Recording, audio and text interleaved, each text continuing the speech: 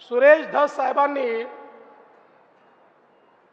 म्हणजे शब्द जरा चुकीचा आहे पण आपल्याला सगळ्यांना माहिती आहे की सुरेश धस मागे लागले की डोकं खाऊन टाकतात.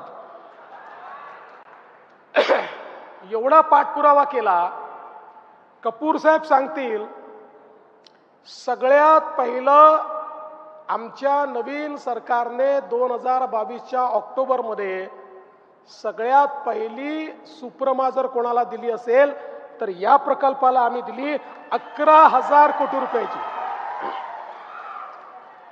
11,000 कोटी रुपयाची सुप्रमा दिली आणि याच्या सगळ्या नियोजनाकरता निधी उपलब्ध करून दिला.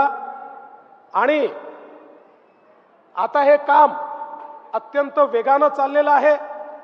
धाराशिव जिल्ह्यामध्येही आणि बीड जिल्ह्यातल्या या आष्टी तालुक्यामध्ये हे मोठ्या प्रमाणात पाणी आपण आणणार आहोत.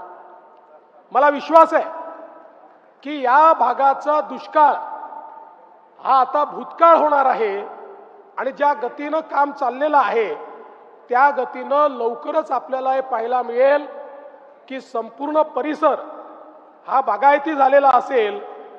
आणि धस साहेब तुम्ही ज्याचा उल्लेख केला, पहिले तर या ठिकाणी संपूर्ण आपण पाईप पद्धतीनं आजकाल पाणी आणतो, पण प्रशांतच्या ज्या योजनेचा तुम्ही उल्लेख केला त्या योजनेमध्ये आम्ही योजनेतच त्या ठिकाणी जे काही शेतकऱ्यांच्या शेतापर्यंत ड्रिपच्या माध्यमातून पाणी जाईल अशा प्रकारची व्यवस्था उभी केली आहे.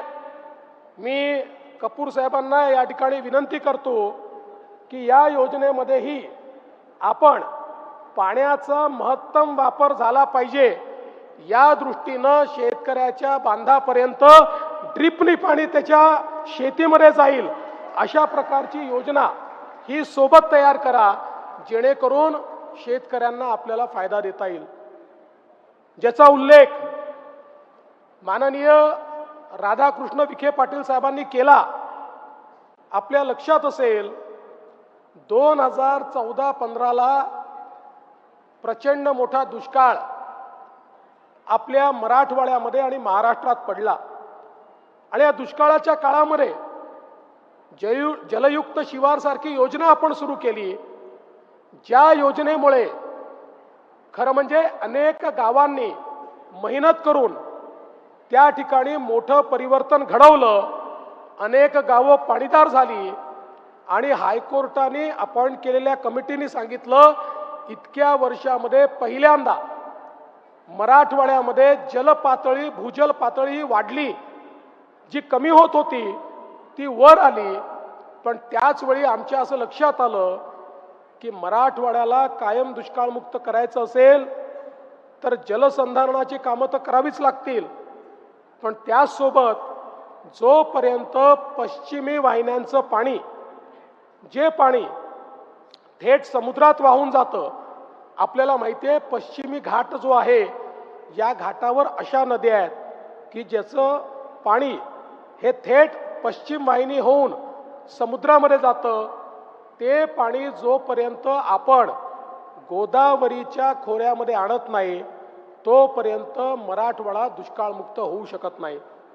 आणि या ठिकाणी खरं म्हणजे बाळासाहेब विखे पाटील यांनी त्या काळामध्ये एक मोठी जलपरिषद घेतली होती आणि त्या जलपरिषदेच्या माध्यमातून या संदर्भातली संकल्पना मांडली होती, पण त्या संकल्पनेवर कुठली कारवाई झाली नाही.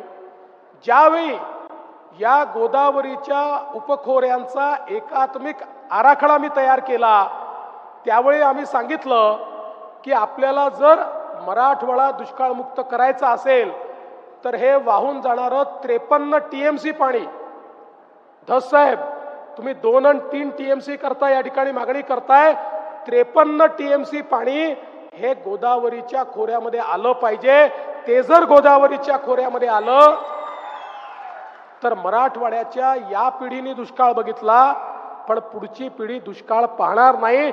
मराठवाड्यातला दुष्काळ हा भूतकाळ करता येईल आणि म्हणून त्यावर आपण काम करून आपल्याला कल्पना आहे की त्याचे सगळे आराखडे तयार केले. 2019 साली त्याचा GR आपण काढला, त्या संदर्भातल्या मान्यता आपण घेतल्या.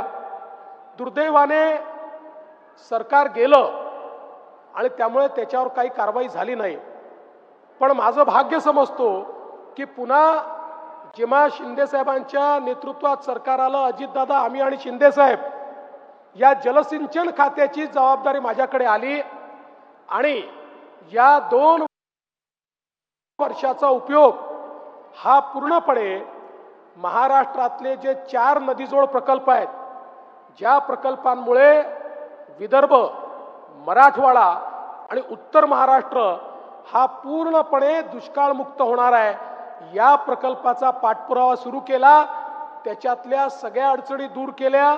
त्याला MWRRA ची मान्यता आपण घेतली आणि त्याचे आपण सर्वेक्षणाचे टेंडर्स देखील काढले. त्यामुळे आता हे काम पूर्णपणे मार्गी लागलेलं आहे आणि मला या गोष्टीचा आनंद आहे की मूळ संकल्पना ज्या बाळासाहेब विखे पाटलांनी मांडली होती, त्यांचे सुपुत्र असलेले राधाकृष्ण विखे पाटील यांनाच आता हे काम दिलेलं आहे. त्यामुळे मला हा विश्वास आहे, सरकार म्हणून आम्ही त्यांच्या पाठीशी खंबीरपणे आहोत.